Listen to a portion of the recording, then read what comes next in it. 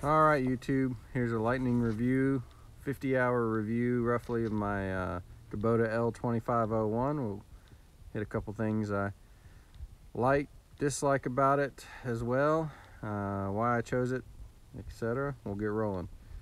I gotta say the primary reason is the color orange. No, it's not. Why did I get a Kubota? They were at the time one of the only ones that I saw that were doing 0% financing, so I got this guy 84 months, 0%. Can't hardly beat that. Now I have a tractor payment. Never had a car payment, but I got a tractor payment, and I'm okay with it. Any of you looking out for used tractors and trying to find the one with the combination like I was of front end loader, 4-wheel drive, and maintained, and looks like it was kept up well and for a decent price, it's tough to find. They hold their value so well. So I just debated it for years and years and years and never finding anything, and finally just decided to go new. Had the right time, the right financing to do it. So what did I get? I got a quick attached front end loader. Wouldn't trade that. That was definitely a good deal for me. I have a pair of pallet forks. I use them half the time, so I'm constantly swapping back and forth, between moving gravel and dirt with the bucket and moving logs and other stuff with the forks. It's a huge time saver. I love them. R4 tires. You can kind of see it's getting dark here, so we'll see how well it comes up. This is winter here still. In the mountains, you can kind of see and it's been raining, so I have some tracks here in my yard, and I think if I had gone with the R1s, what I was worried about is it'd tear it up even more. This kind of spreads it out.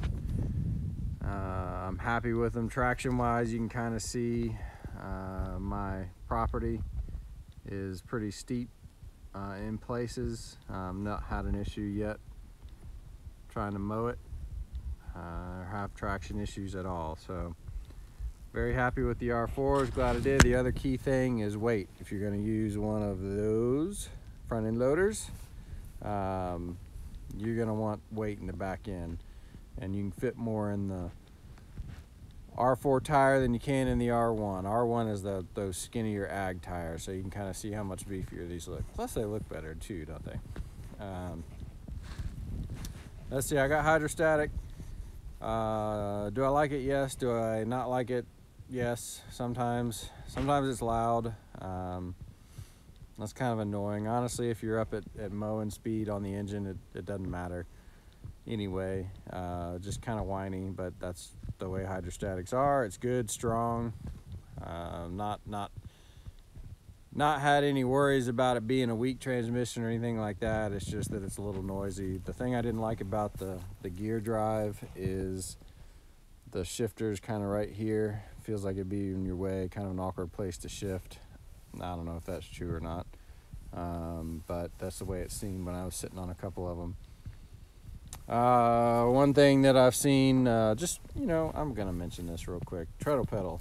I see a lot of stuff on this treadle pedal, which is this thing right here, where have the treadle pedal for Kubota, and other brands have a side by side, and one's better than the other. You're gonna get used to whatever you got. Don't let that be. I can't imagine this would be anybody's make or break feature on a tractor, but don't let it be. It's really not a big deal. I've used both, and that's perfectly fine. You get used to it. There's no loss of function there. One thing I don't like about this L, it's not that big a deal, but you can kind of see if you were to get off on this side and be working on something, there's no step. They don't really want you to get in on this side because of the loader handle and the 3-point. You gotta suck it in to get through there. If you're going to get on and off this side. Now, do I do that anyway? Yep, sometimes. Especially if I've got my 3-point up, it opens it up a little bit more. I can squeeze in easier. I don't mind having the loader handle there, honestly. It feels pretty natural to me. I like being able to take the loader on and off. Taking my time so I don't do something stupid and get in a hurry and break something, it takes me 3 or 4 minutes to take this loader off and about the same to put it back on. It's really, I saw some guys say you could do it in 30 seconds. No, yeah, you might be able to do it in 30 seconds, but you'll make a mistake at some point and either hurt yourself or your tractor. It doesn't seem smart. So, but realistically, 3 or 4 minutes, just sort of taking my time, getting it all set up right, and popping it off, popping it back on. It really doesn't take hardly any time at all. Little plug for dealers here. Pick your right one. The first dealer I went to with a package deal, I got this box blade with it. Sort of hemmed and hawed, made me feel like they were doing me some big favors to come up with a price. Ended up calling another dealership I'd heard about that's a little further away. They came in $1,200 under roughly right away.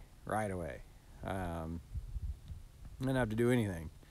So I don't know what that was about, but I obviously went with them. The other thing, I don't know if you can see this, but there's a this one came with a one of these 3-point quick attach dealies on there, and I thought, well, I called them up, said, hey, you forgot one of your quick attach for your 3-point. It ended up on my tractor. If you're looking for it, I got it. And the guy said, nope, you're good. We just had one sitting around, thought we'd give it to you. Okay, well, that's a good thing. That's a good sign, I think. They also kind of threw in these sliding, what do you call these? Sliding turnbuckles. They threw these in just for free. A lot of, I think stock, they come with the screw type stabilizers, little turnbuckle stabilizer things, and they threw the sliding ones in on this. I can only speak to the sliding ones. I'm not used the turn ones, but I imagine I've heard they're a pain. I can see they'd probably be a pain. These sliding ones are great. So that's 2 things that were thrown in, which would have cost me hundreds of more dollars at the other place. So pay attention to your dealers. Don't be afraid to shop around. Don't take the first thing that comes your way. Make sure you're getting a good deal. You'll both be a lot happier in the long run if you do that. What I don't like, paint scratches super easy. I know that may be silly, but for a tractor I would expect some tough, rugged paint. I don't know. It's not. I've ended up putting this vinyl protectant stuff. You can kind of see the bubbles because I don't do a very good job of putting it on, but I'm just trying to protect the paint in some of the common wear areas. I've got it on the fender wells here. I've got it on the top of the hood and a couple other spots, high wear areas, just to try and protect the paint. This first new thing I've ever had, I want to protect it. I'm going to protect it. Maybe silly, but that's the way it is.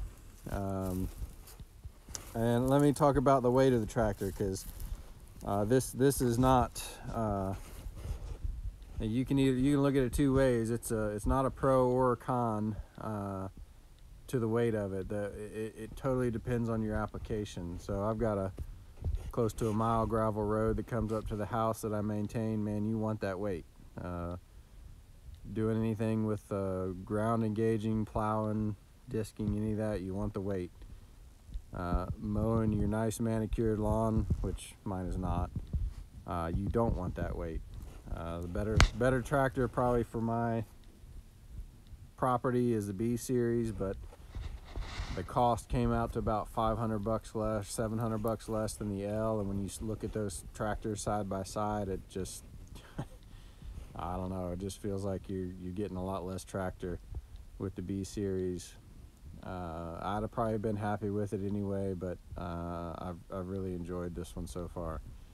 Other than that, there's really not much I can talk bad about it.